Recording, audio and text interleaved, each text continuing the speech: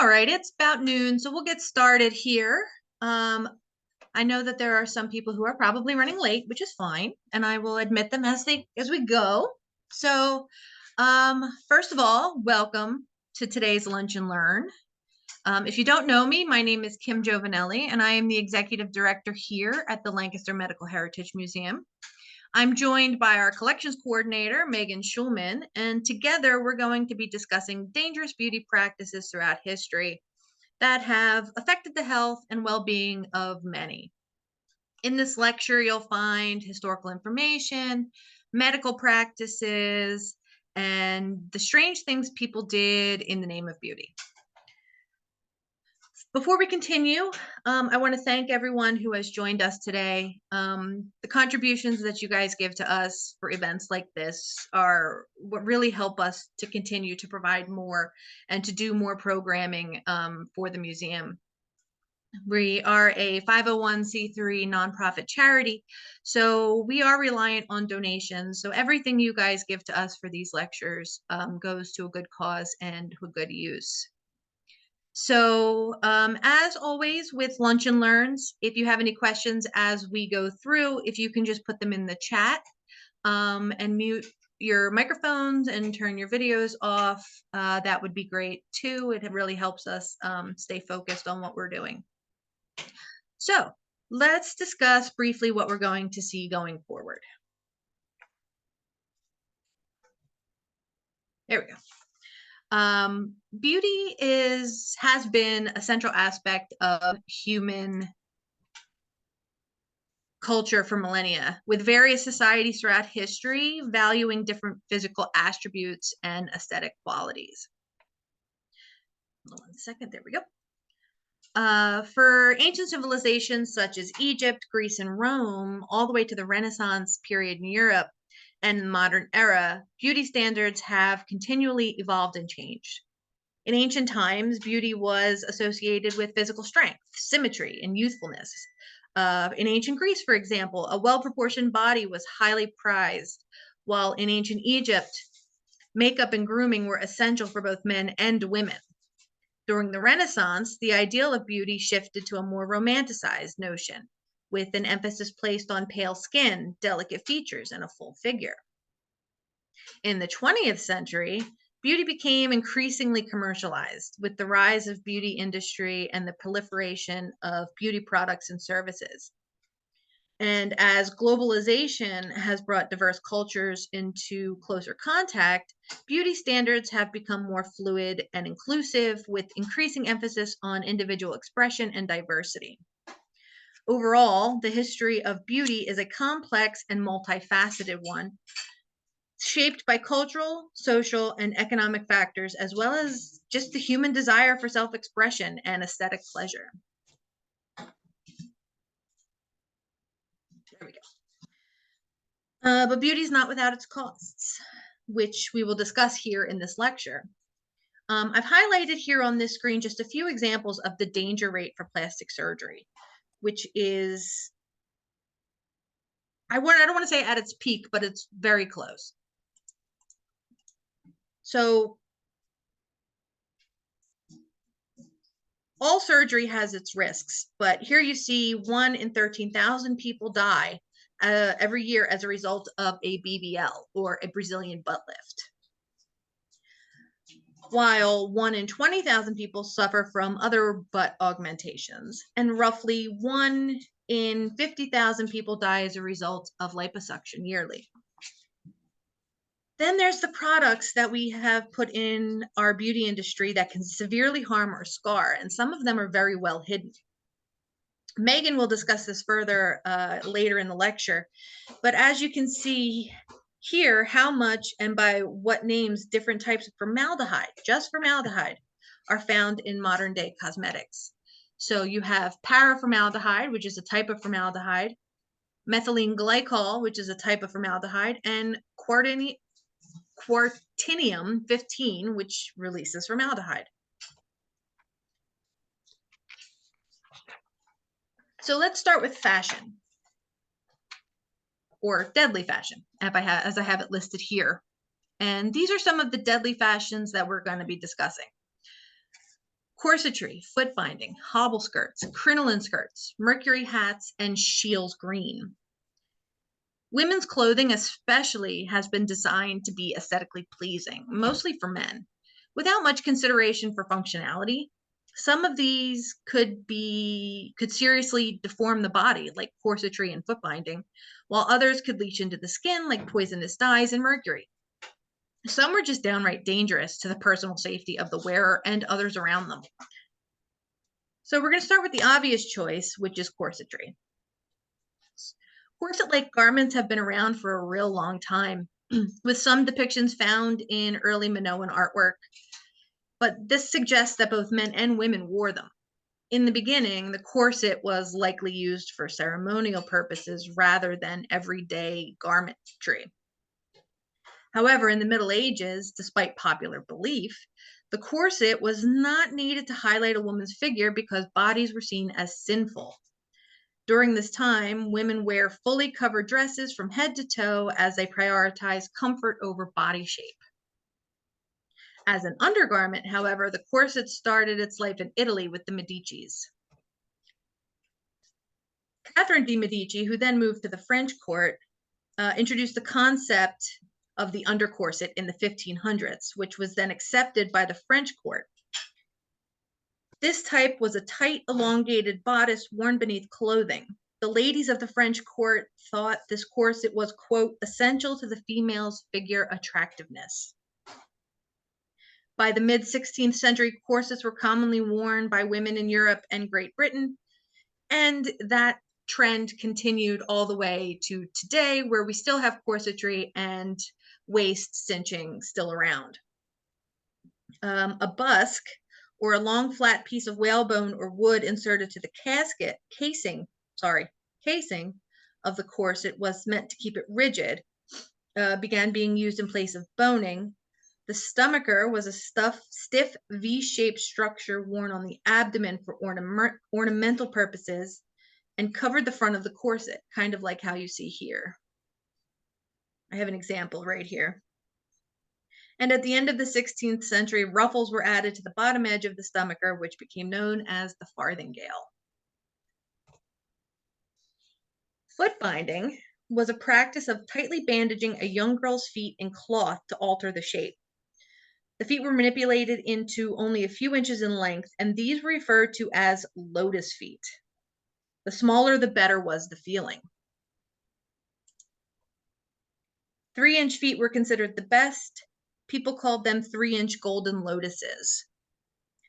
Feet between 3 and 4 inches took second place, and bound feet more than 4 inches in length were considered common. So foot binding in China was similar to corsetry in Western cultures, and it was practiced for women to cater to a deformed aesthetic of the time and seriously affected women's health.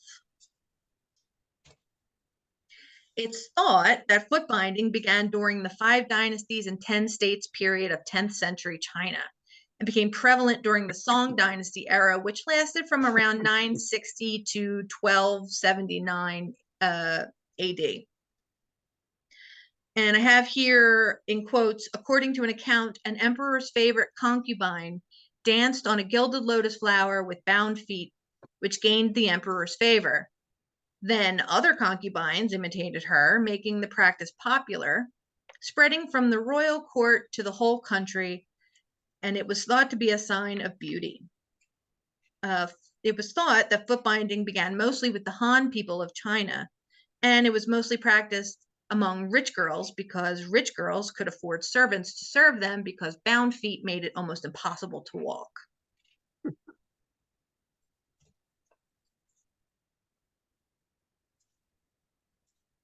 Whoop, too far.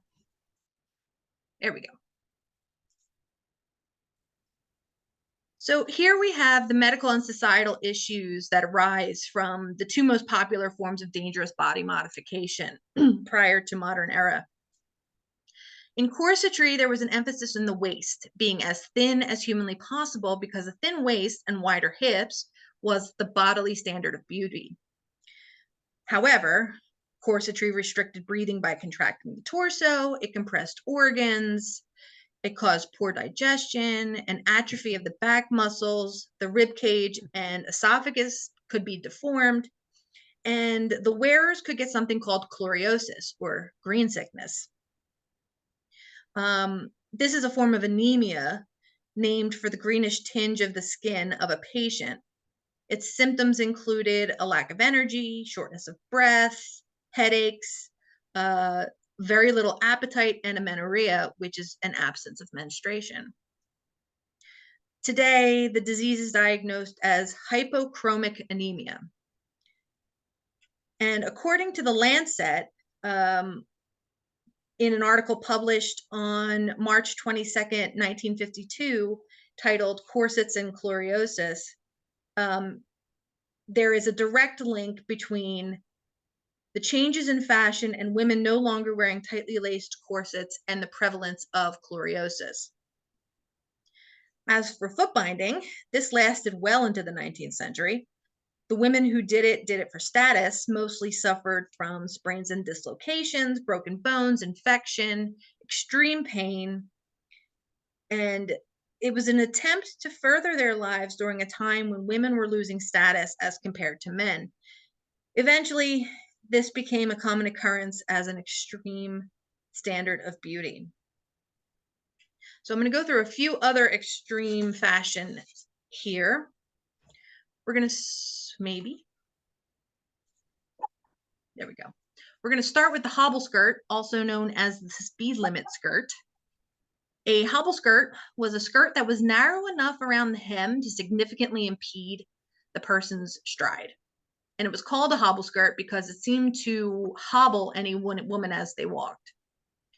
They weren't in fashion for long, only seeing popularity for about 6 years between 1908 and 1914.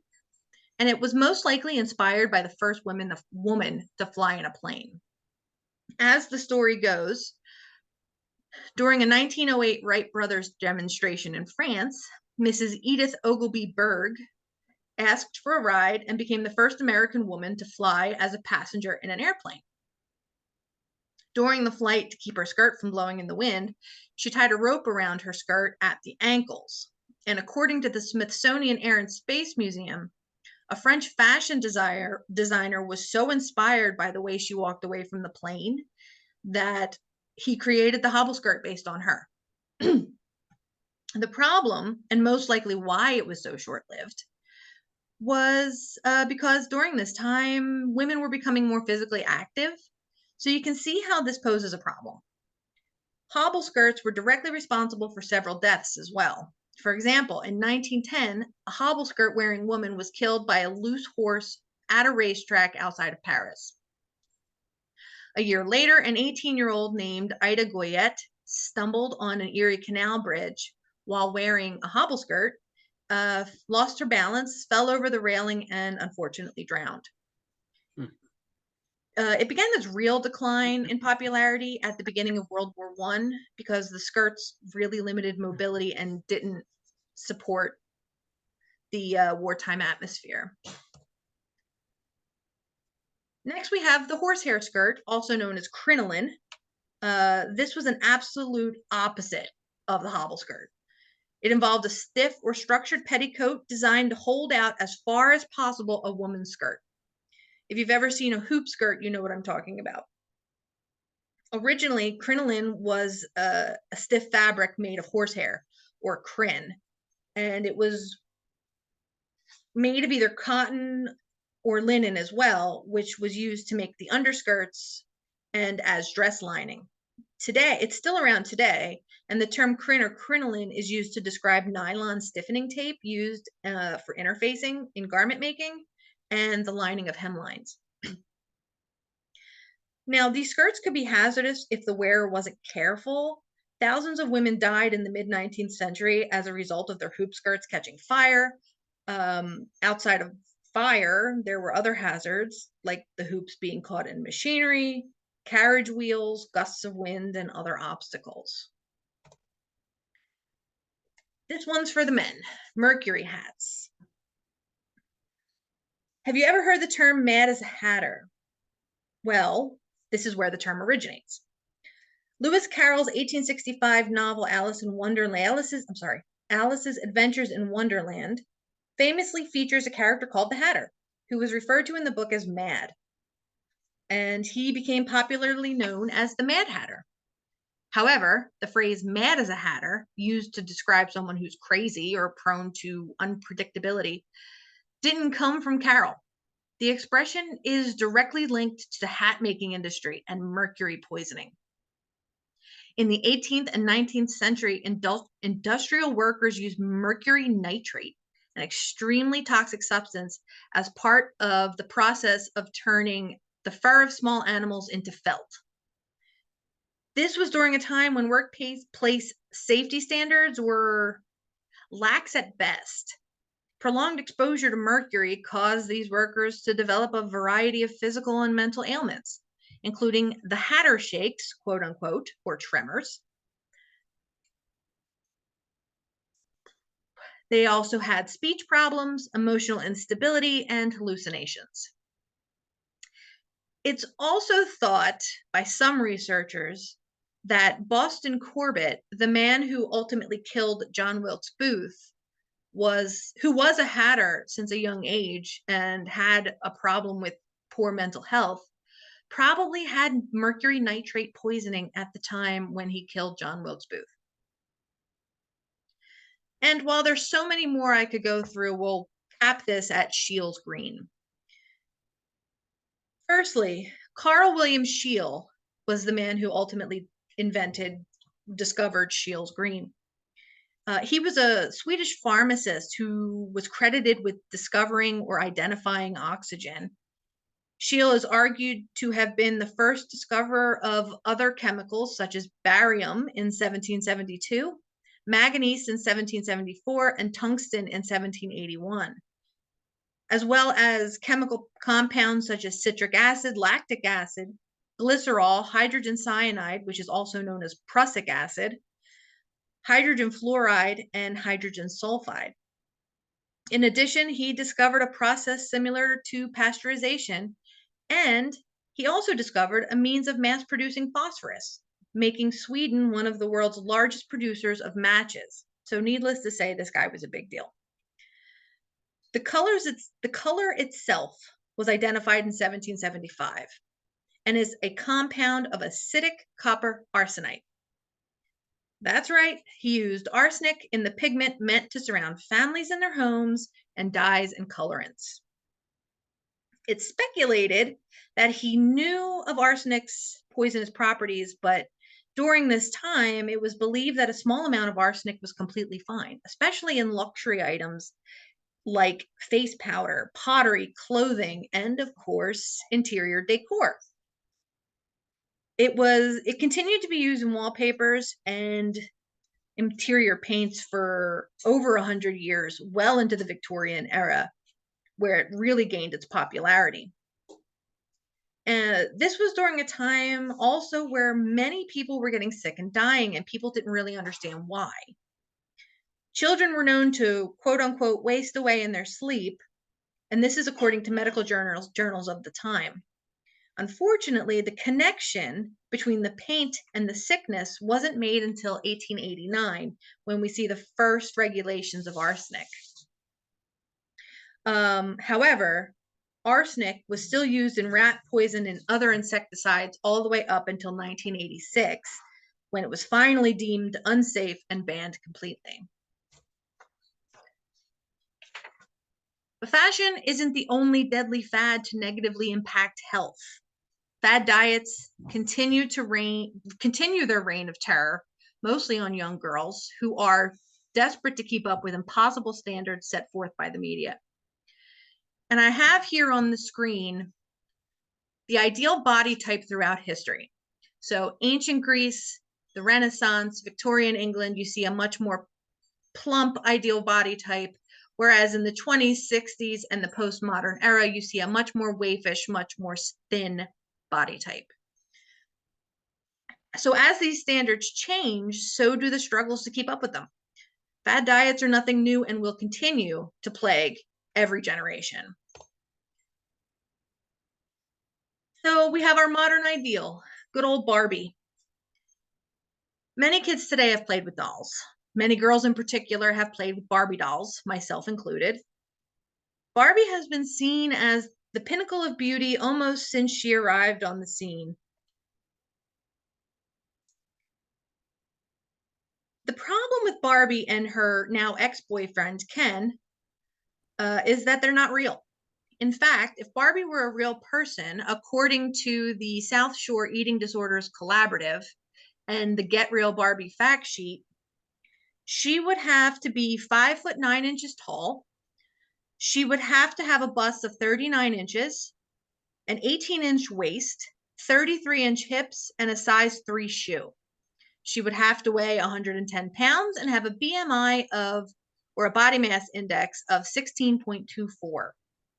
If she was a real woman, she would also have to walk on all fours due to her proportions. The problem with Barbie is linked to body image issues in girls since she was created. In fact, in 1965, Slumber Party Barbie came with a scale permanently set to 110 pounds with a diet book that simply read, "Don't eat." And I can prove this, maybe, with this. So this is Slumber Party Barbie with her book that says, "Don't eat," and her scale set at 110 pounds. But it doesn't only apply to girls. Most boys have played with G.I. Joe or some other sort of action figure in their lifetime. He too is an impossible standard, and most can't reach it. In fact, according to Bradley University, since its launch in 1964, G.I. Joe's biceps have become so grotesquely large that they are larger than his head. So this leads to an impossibly muscular body standard that is impossible for most boys and men to be able to reach. Also, it could also lead to steroidal use and eating disorders to cope with these feelings of frustration and shame, as well as the socialization of boys toward violence and dominance, because that's what G.I. Joe did. He was a strong man, and he wasn't afraid to use violence to get the bad guy.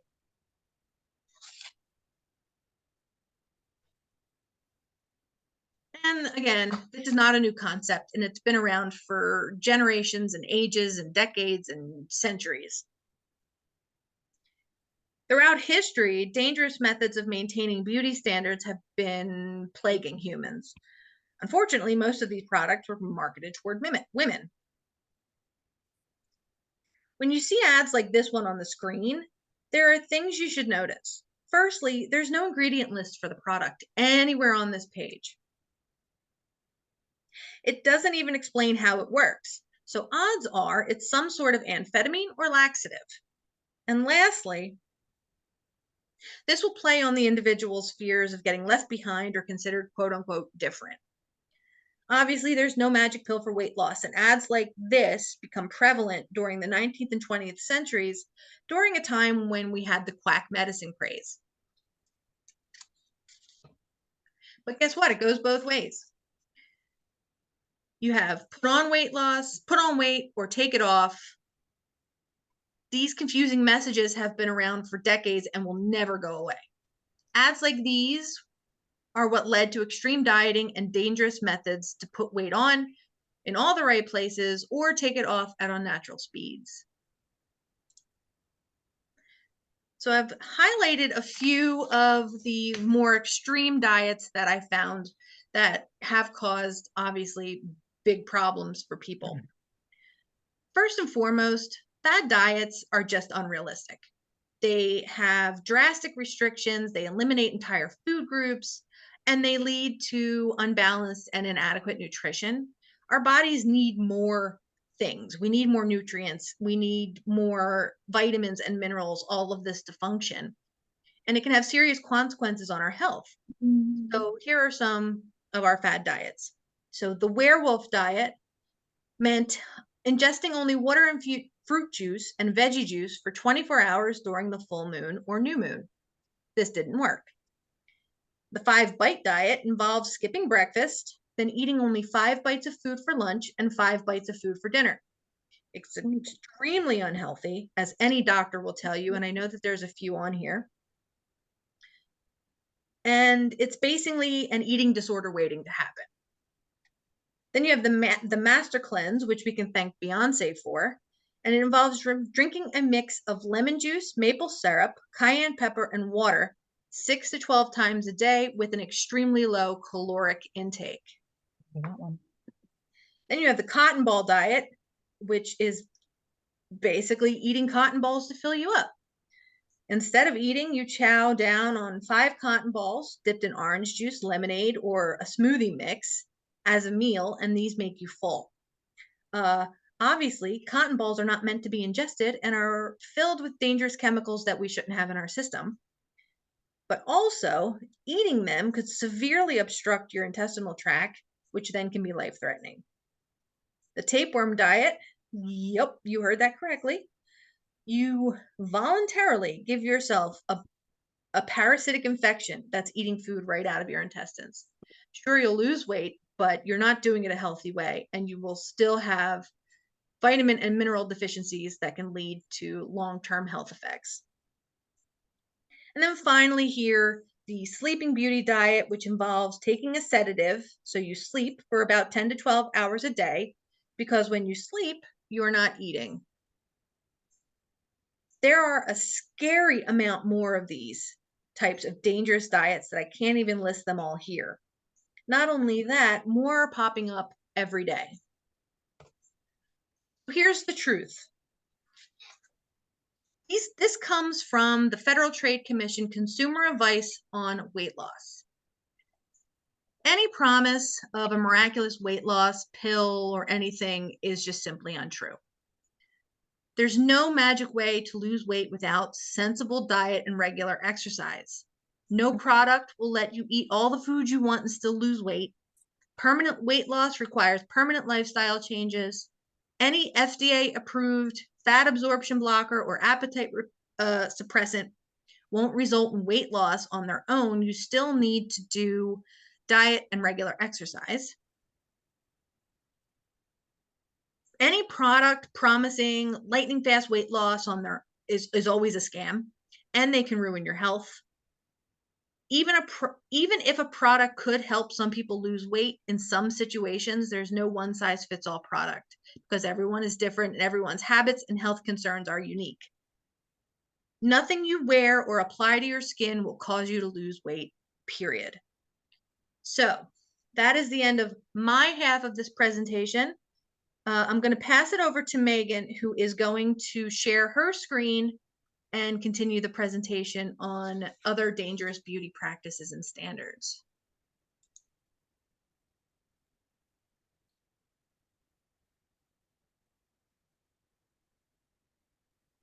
Okay, let's see how this works. I hope everyone can hear me okay and can see everything. So we're told beauty is pain. We've been told this as a generation as we get waxed and plucked and forced to contend with these standards. But is it really just the pain we're facing? No, of course not. Because in reality, throughout history, beauty isn't just pain, it was poison. 1973. This is the year the FDA banned the use of mercury in cosmetics at levels higher than 1 part per million. But of course, the FDA knew it was poisonous way before this date. Still, no restrictions were imposed, but we'll talk about this later. On to lead. I'm sure most of you have heard about Queen Elizabeth I and have some knowledge that she was known as the Virgin Queen with a painted white face. This was achieved with a product called Venetian Ceruse, which was a white lead-based makeup. It was thought to have been a contributing factor for her death. However, this was not the only product that lead was in at this time. In fact, it became a favored ingredient during the Elizabethan era. Another instance of lead in cosmetics is something called the Milk of Roses, which was a lotion made with Laird's extract, also known as the sugar of lead.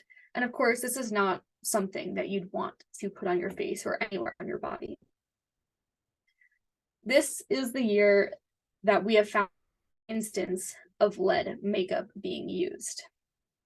And this is the year that it was classified as a poison in the kingdom, but it was still continued to be used in Western cosmetics until the Victorian era with a more quote natural look was preferred. So what did we use instead? Some common alternatives to lead to get that white pale look was of course talc and something called pearl white, which you can see in this bottle right here. And of course, as you go through history, we combine the two and you have pearl talc, as those pearlescent pink bottles show. And then we have orpiment. You're gonna have to excuse me for all these names, I cannot pronounce them. Orpiment is the mineral form of arsenic sulfide, which is obviously very toxic. If it comes in contact with the skin, it causes scabbing, blistering, and sores. It was used as a nail ingredient and in tooth cement, cosmetic wash, and hair dye, but it was also used to restore hair and prevent decaying of the teeth. Long-term exposure to arsenic included nervous system and kidney damage, hair loss, conjunctivitis, and growths called arsicinal, I can't pronounce that, keratosis with vitiligo. In the late 19th century, arsenic wafers were advertised to remove freckles, pimples, and other facial markings, which I assume meant smallpox scars, because those were very common at the time. Even when people in the 19th century had a relatively harmless idea, such as using cucumbers to treat freckles, it was still founded in the belief that cucumbers contained a natural arsenic and therefore could be used as an effective face bleach. And we see this in the Sunday newspaper from 1912, where it says the cucumber juice must be strong, for it is the arsenic in the vegetable which gives it a bleaching power. And that's a lot to unpack in that.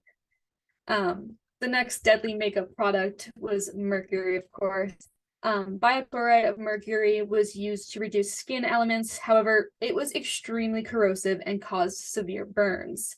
Mercury sulfide was also used for reg pigment in cosmetics, including Cinnabar and vermilion. At one point, an ointment made out of nitric oxide of mercury was mixed with lard to be used as an eyelash growth serum. And I know I would never want to put that near my eyes. And you can see this advertisement for mercilized wax that says it removes a whole veil or faded discolored layer of your outer skin. And that's what was being advertised at this time. Another product is sulfuric acid, something I don't think anyone would want to put on their skin in general, but quite regularly in history. Most notoriously, a 1776 recipe for water of the gums tells the reader to rub their gums with the spirit of vitriol, which is sulfuric acid, and which is a substance that is highly, highly corrosive. That doesn't seem like a very effective mouthwash to me. The 1898 discovery of radium by Marie and Pierre Curie generated a great deal of scientific interest, and before long, medical and other commercial uses were found for this radioactive material. From about 1917, the London-based Radier company began marketing a line of cosmetics containing radium, including a night cream, rouge, compact powder, vanishing cream, talcum powder, hair tonic, skin soap, and face powder in 6 different tints, as they call them. And assorted pads that can be dropped to the face. We know it was radioactive, they know it, and they're advertising it as nature's magnetic magic force, and that's in the advertisement you see there. Another form of deadly makeup was ammonia, or as they call it, the secret ingredient on how to keep your face fresh in Victorian England. It was advised to coat the face in opium overnight, followed by a brisk wash with ammonia in the morning. When it's dissolved into water, it forms ammonium hydroxide, and this was being used in a large variety of products, including hair dyes, hair bleaching products, shaving cream, and hair grooming products at this time.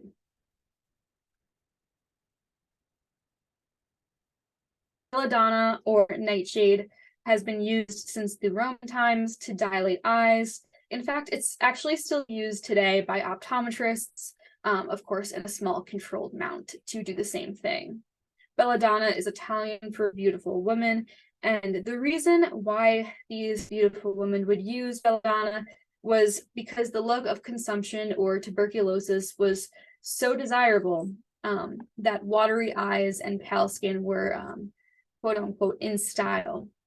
A temporary solution to this was using citrus juice or perfume in the eyes, but often belladonna was employed because it was longer lasting, but unfortunately led to long-term blindness if it was continued to be used.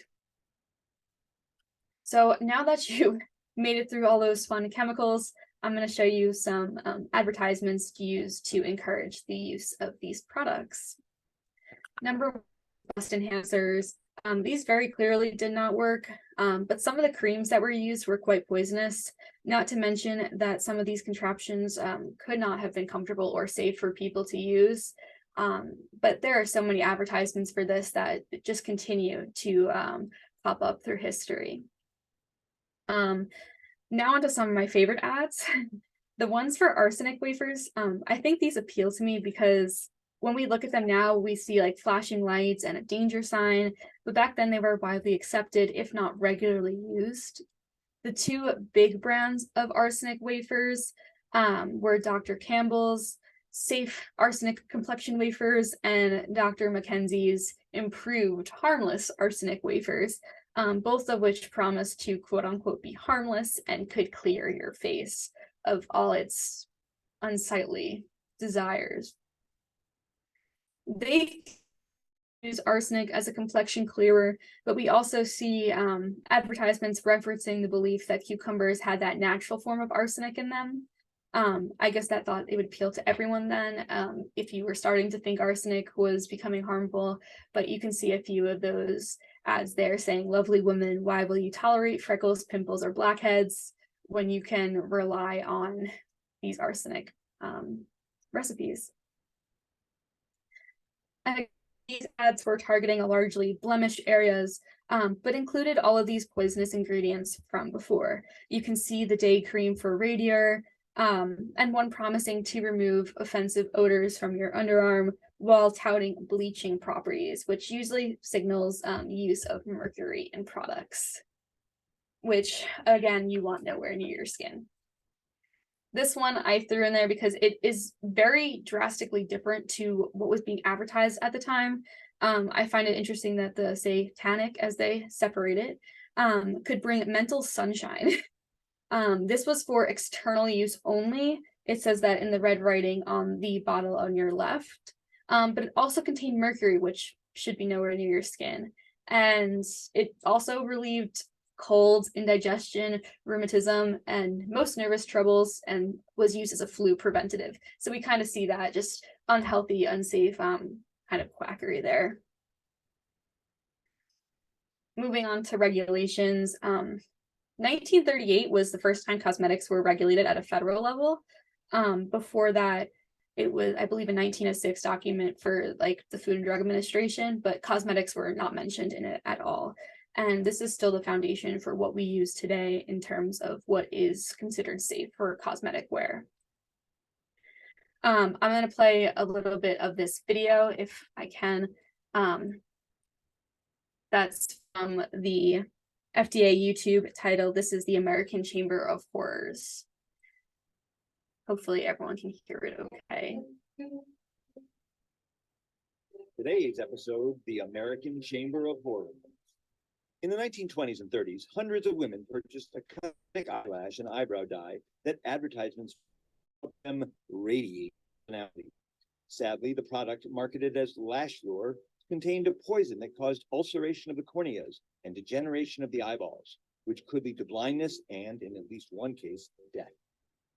Like many cosmetics at the time, Lash Lure was not tested for safety and did not disclose ingredients, so consumers had no way of knowing the danger it posed to their health.